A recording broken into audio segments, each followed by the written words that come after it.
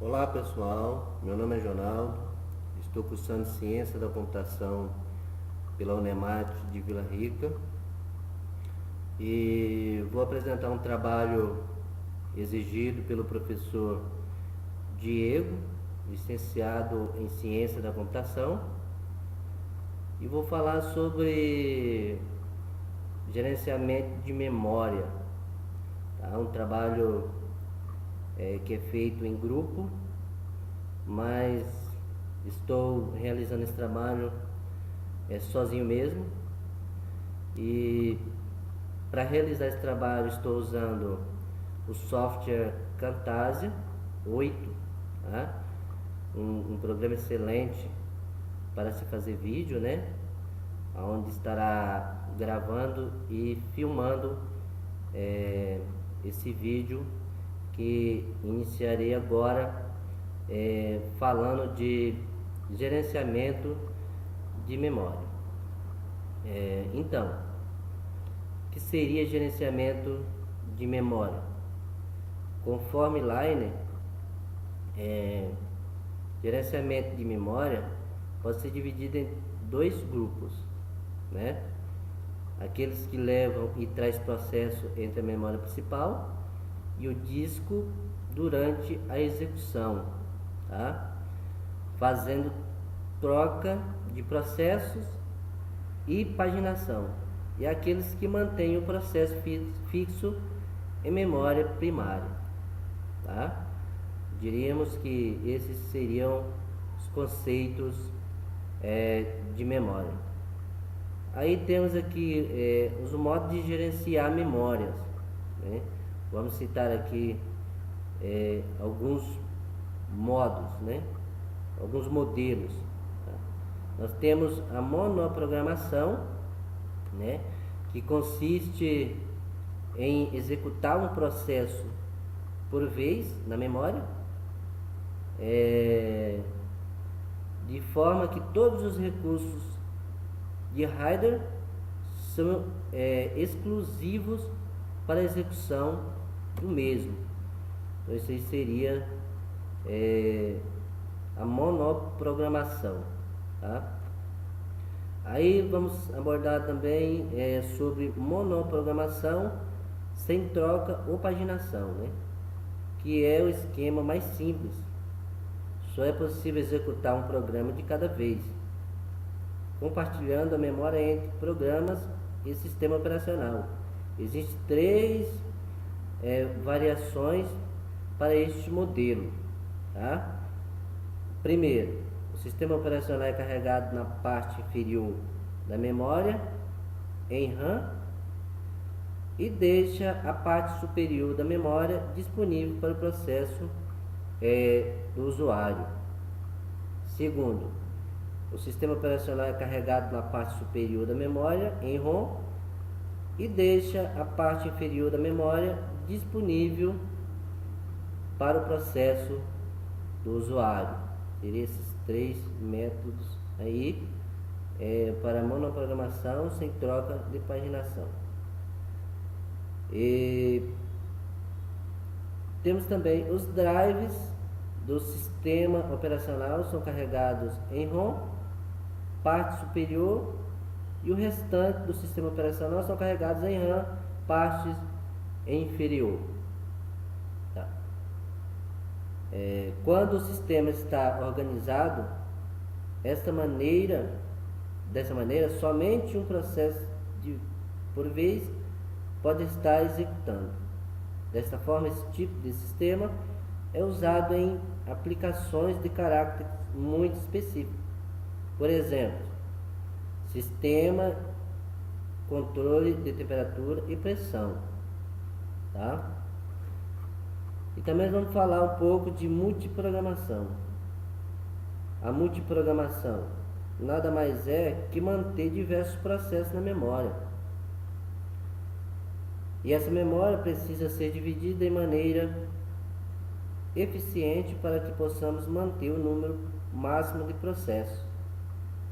Existem diversas técnicas para gerenciar memórias que variam de acordo com o header e o processador, tá?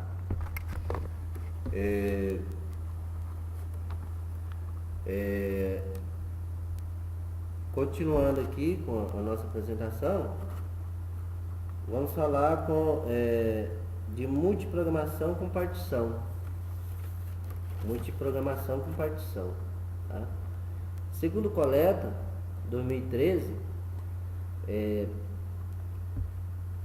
a maneira mais simples de implementar a multiprogramação em termos de memória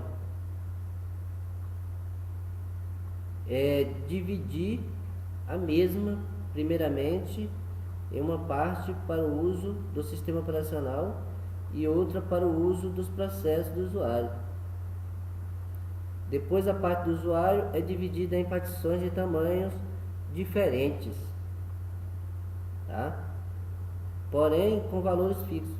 Quando um programa chega a duas possibilidades, ele é colocado em uma fila de entrada da menor partição capaz de armazená-los, ou ele é colocado em uma fila de entrada única. Tá? Com o esquema das partições de tamanho fixo, qualquer espaço não ocupado por um programa é perdido. Na maioria das vezes, o programa a ser executado é menor do que a partição alocada para ele, né? Então segue esse esquema. E deixa eu ver aqui, vamos dar sequência aqui.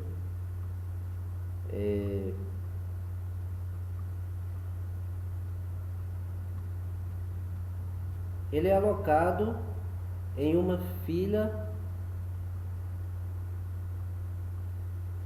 Somente aqui, estou um pouco perdido aqui. Com esquema de partição, tamanho físico, qualquer espaço não executado é menor que a partição alocada para ele. A partição alocada não pode ser menor que o tamanho do programa. E é possível que o tamanho do programa seja exatamente igual ao da partição alocada. Assim, é muito provável que ocorra desperdício de memória para cada programa alocado. Esse desperdício é chamado de fragmentação interna, ou seja, perde-se memória dentro do espaço alocado ao processo, né? Para entender aqui um pouco desse segmento aqui, ó. A outra possibilidade de desperdício de espaço de memória, chamada de fragmentação externa, ela ocorre quando se desperdiça memória fora do espaço ocupado por um processo. Por exemplo, suponha que há duas partições disponíveis e o processo necessita de uma partição de tamanho maior que qualquer uma das duas livres e ainda menor que a total de memória livre, somando-se o tamanho de todas as partições livres. Neste caso, o processo não será executado devido ao esquema que a memória é gerenciada, mesmo que exista memória total livre disponível. Então funciona dessa forma, então aí essa questão aí da fragmentação. Aí temos aqui a segmentação com paginação.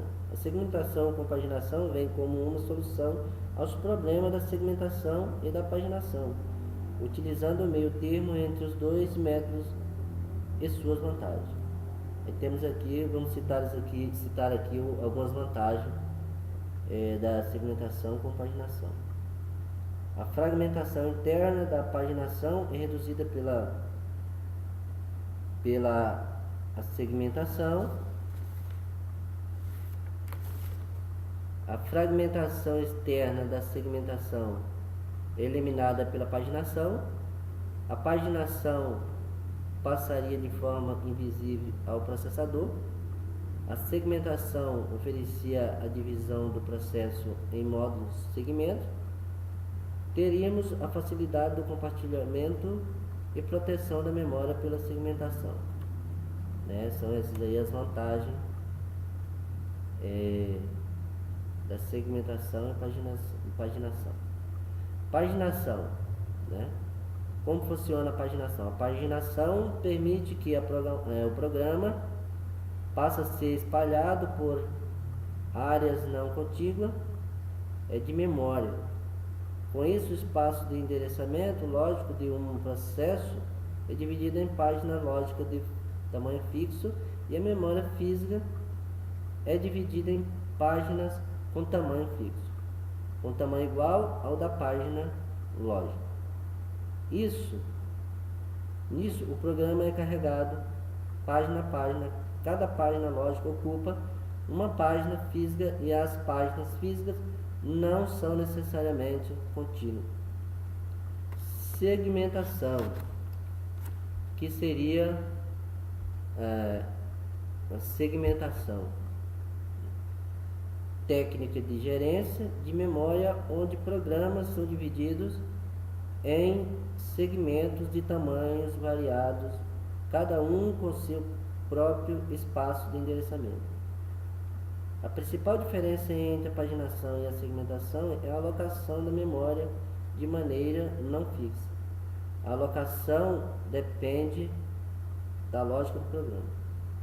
O mapeamento é feito através das tabelas de mapeamento desses segmentos e os endereços são compostos pelo número do segmento e um deslocamento dentro do segmento, né?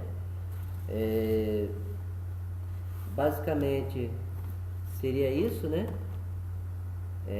Que teríamos que apresentar. Acredito e espero também que o professor colhe o suficiente aí para nos avaliar, e até a próxima.